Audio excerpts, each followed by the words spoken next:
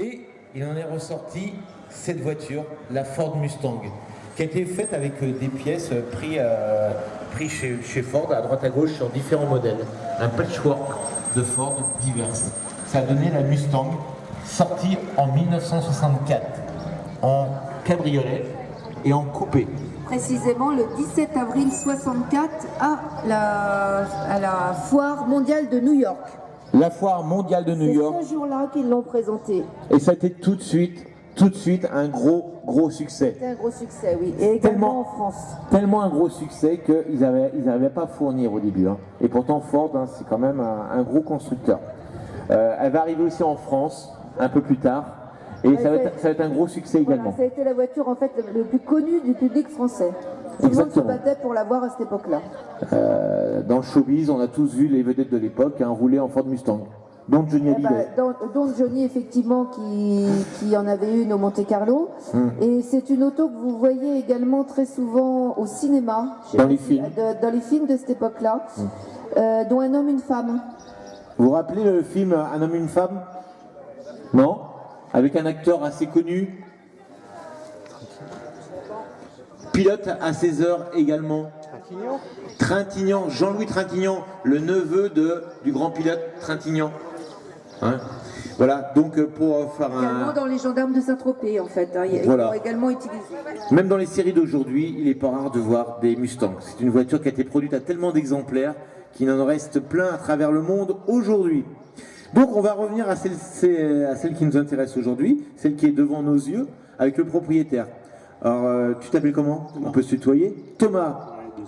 Bon, ta Mustang, elle est de quelle année celle-ci? Une des premières séries, ça? 1966. Donc. 66, 2 ans après la présentation. Tout à fait. La série 1, comme on dit maintenant. Oui, bien sûr. MK1. Alors pour la petite anecdote, moi je suis né un 17 avril aussi, mais une année avant la Mustang. Donc en 63. Eh oui. Voilà, tu les fais pas, hein? Ouais. Ah, c'est vrai. Comme elle. Comme elle, voilà. Donc là, on a affaire à une Mustang coupée. Oui. Après, il y aura un deuxième coupé qui s'appellera Fastback, qui sortira un peu plus tard. Tout à fait. Donc on aura à une époque 3 modèles, le cabriolet, le coupé normal et le coupé Fastback. Exactement.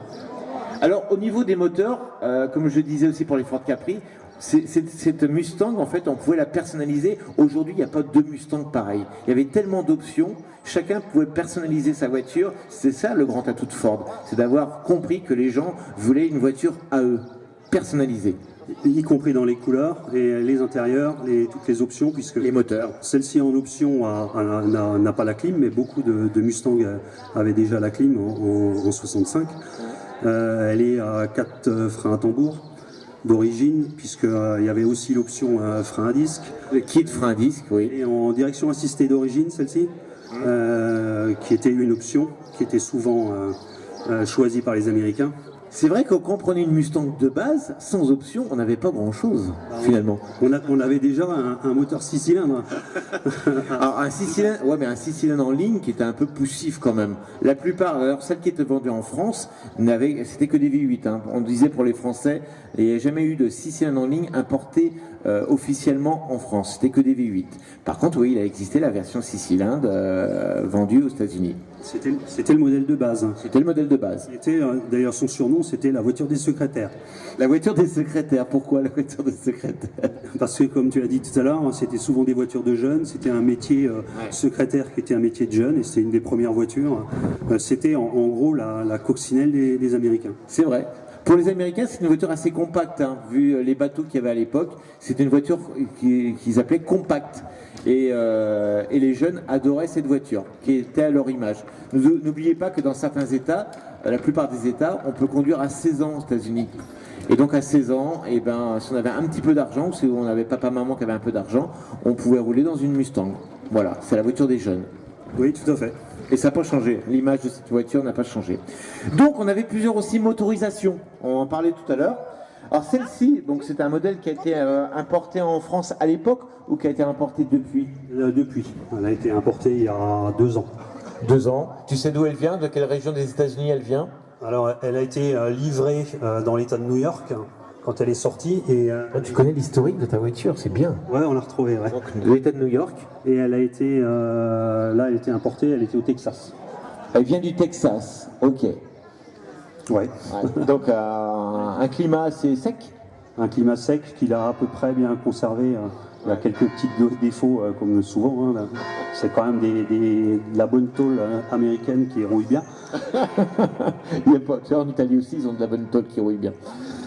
Qu'est-ce que je voulais dire? Oui, donc elle est arrivée il y a 2 ans en France, cette voiture. Qui est le propriétaire depuis ou... Oui, depuis C'est toi qui l'as fait importer ou c'est un importateur? On peut citer peut-être si tu veux.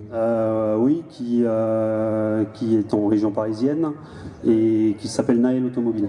Ah oui, je connais. Naël Automobile qui est un grand importateur de véhicules d'occasion, qui est basé dans la région parisienne. Donc celle-ci, c'est marqué sur les ailes avant. 289, c'est quoi? C'est 289, c'est le type du moteur. C'est la puissance de 289, c'est le centimètre cube en pouces. C'est 289 inch cube, donc 4 litres 737. C'est un des moteurs les plus produits, qui a équipé le plus de Mustang, je crois. Hein, le 289. Il y a eu d'autres modèles plus intéressants, plus puissants, ou moins intéressants comme le 6 cylindres, mais en France, a priori, il n'y en a pas, même si depuis, il y en a eu beaucoup d'importés. Et donc le 289, c'est le plus... c'est le modèle de base, on va dire, hein, sur les Mustangs. Attention à mon fil. Et là, c'est le 289 code C, donc le modèle de base, 210 chevaux, puisqu'il y avait le Coda qui était à 270 chevaux, si je ne me trompe pas, en carburateur 4 corps. Là, c'est un double corps qui n'est plus d'origine, hein, il a été changé en Edelbrock. D'accord. Et donc, ce modèle-là, tu l'as eu donc, il y a 2 ans, et la voiture a été restaurée, ça se voit. Hein, la voiture a été repeinte, les compartiments moteur aussi. Elle n'est pas dans sa couleur d'origine. Sa couleur d'origine était un vert Ivy, pour ceux qui connaissent. Oui, je vois, un vert métallique. Ouais, très joli vert d'ailleurs. Et elle a été refaite il y a une dizaine d'années dans ces teintes-là. Qui existait aussi sur les Mustangs, hein, ce jaune un peu paille. Le Yellow Spring, il s'appelle. Tu le dis bien, moi j'aurais pas pu le dire moi. Ouais, donc, et puis le toit vinyle qui était une option déjà à l'époque. Hein. J'en parlais tout à l'heure sur la Ford Capri, hein. C'est une grande mode à l'époque qui vient des États-Unis, justement, le toit vinyle, hein, qui de loin fait penser à un cabriolet capoté. Donc c'est pour ça que ça y a une grande mode qui s'est vite arrêtée d'ailleurs à la fin des années 70. Tu peux me suivre, hein, s'il te plaît. Alors il y a beaucoup de choses, les détracteurs du Mustang, il y en a. Ils disent oui, mais la Mustang c'est plutôt beaucoup d'apparence. Là par exemple sur les côtés, là à l'arrière, ce sont des fausses prises d'air pour faire un peu plus sport. Bon, c'est vrai que c'est pas faux, il y a beaucoup de choses. Les jantes qui sont un semblant de... On appelait ça les jantes cross-style à l'époque, je crois. Hein, le volant tulipé qui fait un peu course, mais tout ça c'est du tape à l'œil qu'on dit. Oui, tout à fait, c'était fait exprès pour les jeunes, c'est ce qui plaisait à l'époque. Les jeunes voulaient une apparence de voiture de sport sans forcément avoir une voiture de sport. Donc c'est pour ça que vous allez avoir du faux bois à l'intérieur, comme vous voyez sur le tableau de bord bien sûr. Hein. On parlait tout à l'heure de cuir américain, et là on a du bois américain. Voilà, bien sûr c'est du plastique, comme le volant. Mais c'est très très beau, hein, avec le temps. Ouais, les chromes sont passés un peu sur le tableau de bord, donc ils vont être à refaire. Alors le Mustang, pourquoi avoir choisi? On sait pourquoi Ford a choisi pour le nom de cette voiture Mustang. Moi, enfin, je crois savoir, mais toi tu le sais? Je ne sais plus. Je l'ai lu et je me souviens plus. Alors le Mustang c'est quoi? C'est un poney. C'est entre le poney et le cheval, on va dire. Oui, tout à fait. C'est ça. Et son surnom était le Pony Car. Voilà, Pony Car, donc Mustang, voilà. Vous le voyez à l'arrière, hein, il est reproduit. Il est reproduit peut-être pas si à l'arrière. Regardez, ce Mustang, c'est un petit cheval. Voilà, un petit cheval américain qui n'est pas très très grand. Mais c'est pas un poney. Hein. Mais on disait Pony Car à l'époque. Donc on le retrouve aussi sur la sellerie, puisque c'était une option à Pony. Tu l'as pas toi? Si, tu l'as sur la sellerie. À quel niveau? Ah oui, bah, tu vois, tu as bien fait de me le dire parce que je n'avais pas vu. Sur la sellerie, tu peux ouvrir la porte de l'autre côté que les gens ils peuvent voir aussi. Regardez, vous avez des troupeaux, ouais, des troupeaux de Mustang qui courent sur les sièges. Si on peut ouvrir la porte, allez, je te laisse ouvrir alors. Voilà, vous allez voir. Attention au fil s'il vous plaît. Hop, merci. Ah oui, oui. Le HF marche plus, donc je prends un micro avec fil. C'est chouette. Voilà, je te laisse ouvrir. Alors, vous pourrez détailler les sièges avec les Mustangs gravés sur les dossiers. Et on le retrouve partout, hein. On le retrouve sur le volant, je crois. On le retrouve aussi sur la boîte à gants, ce petit cheval qu'on voit partout. Hein. Et aujourd'hui, tiens, suis-moi, parce que moi je me déplace beaucoup. Aujourd'hui, la Mustang existe toujours. D'ailleurs, des belles bêtes on fait aujourd'hui. Oui, tout à fait. Pendant longtemps, la Mustang, elle a été dans l'oubli, elle existait toujours, mais elle n'était pas très intéressante, on va dire. Et depuis quelques années, on a ressorti la Mustang avec un peu un look du premier modèle, même si c'est un peu plus agressif. Et il y a des méchants moteurs dessus. Oui, depuis 2005, on retrouve un peu l'esprit de la Mustang. La dernière, en 2016, a vraiment retrouvé tous les codes avec les petits cheveux, les ouïes de requin à l'avant. Tout ce qui ont fait le succès de la Mustang à l'époque. Hein. On va dire, voilà, pour parler des anciennes Mustang, c'est les 3 premières séries qui sont les plus intéressantes. Après, elles se perdent un peu avec des modèles trop compacts et des moteurs un peu dépollués, et c'est plus vraiment la Mustang. On va dire que les 3 premières séries sont les plus intéressantes. Hein, en gros, je pense pas me tromper. Et pour les purs et durs, la série 1 reste la plus belle à leurs yeux. Même si les séries 2 sont sympas aussi. Hein. Dans Bullitt, franchement, la voiture elle est sympa aussi. Hein. Oui, tout à fait. Tout à fait. Mais après, elle s'est alourdie, elle s'est empâtée. Exactement, voilà. empâtée. Comme nous, comme je disais tout à l'heure. Je me suis empâté aussi avec l'âge. Voilà. Donc c'est une 4 vraies places, hein. Que ce soit en cabriolet un peu moins peut-être, avec l'emplacement de la capote. Sur le fastback, on a aussi 4 places sur une espèce de banquette, mais c'est une vraie fournaise puisque la lunette arrière remonte très loin au-dessus presque à l'horizontale, ouais. Dès qu'il y a du soleil, c'est infernal. Mais oui, là, c'est vraiment 4 places. Le coffre est assez grand pour loger toute une famille. Voilà. On a déjà des feux de recul sur ces modèles-là. Regardez. Hein, sur la jupe arrière, des feux de recul. Et des échappements tournés vers le bas pour pas intoxiquer ceux qui suivent. Alors, la roue de secours prend beaucoup de place. C'est sa place ? Normalement, elle est fixée légèrement sur le côté. En biais légèrement, hein, je crois. Voilà. Donc on a un coffre quand même assez grand pour partir quelques jours en voyage. Même plus longtemps que ça, mais en vacances. Et même plus longtemps si on ne crève pas.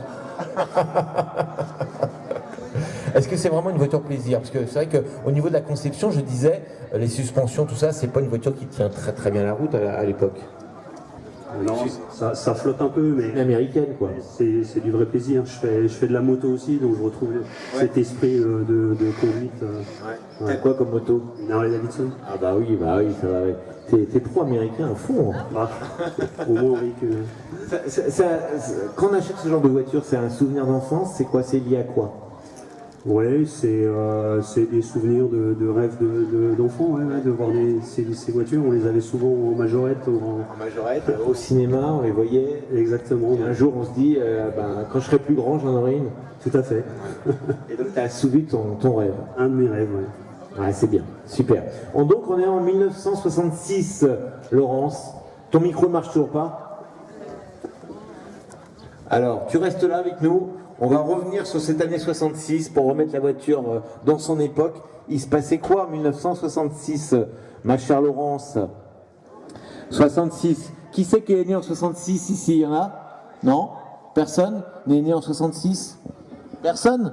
Qui a des souvenirs de 66? Alors je m'adresse aux plus anciens bien sûr. 66? Ah, on a quelqu'un là. On a quelqu'un qui est né en 66. Donc c'est une bonne année. Automatiquement, c'est une bonne année. On va rappeler ce qui s'est passé l'année de votre naissance.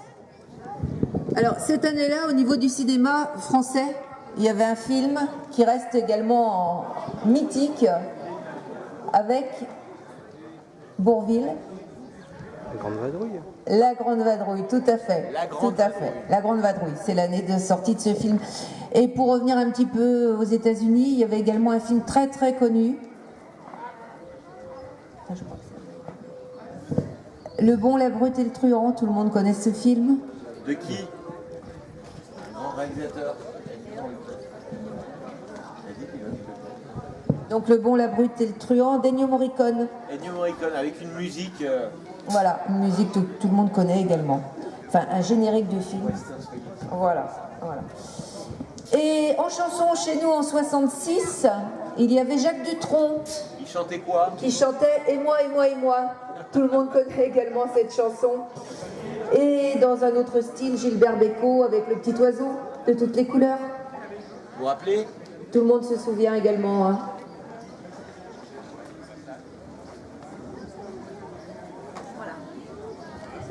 Voilà ce qui se passait en 1966. Et c'est vrai que c'était quoi le Cornio, tu disais, en 66? Non. Ah, La Grande Vadrouille, pardon. La Grande Vadrouille, un grand film qui a été pendant longtemps le film le plus... qui a fait le record d'entrée au cinéma pendant longtemps. Il a été battu par Les Visiteurs il y a quelques années. La Grande Vadrouille, qu'on a vu tous. Celui qui me dit qu'il n'a pas vu La Grande Vadrouille, je ne croirais pas. Donc un film qui est sorti en 1966, film de Gérard Houry. Voilà, je cherchais son nom tout à l'heure. Gérard Houry.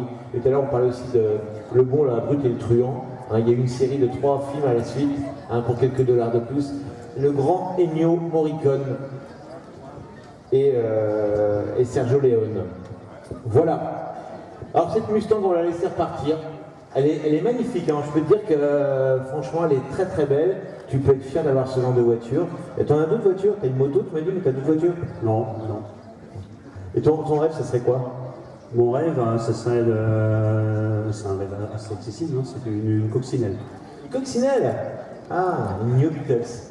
Voilà. Non, parce que j'étais déjà propriétaire de plusieurs coccinelles. Finalement, j'ai acheté la coccinelle des Américains pour l'instant, et je vais me racheter une coccinelle un jour. Ok. Faut de la place dans le garage, c'est toujours pareil quand on a des voitures, faut de la place. On va laisser repartir avec cette magnifique Mustang de 1966. Voilà. Moteur V8. Les pony-cars, comme on les appelait à l'époque. Hein.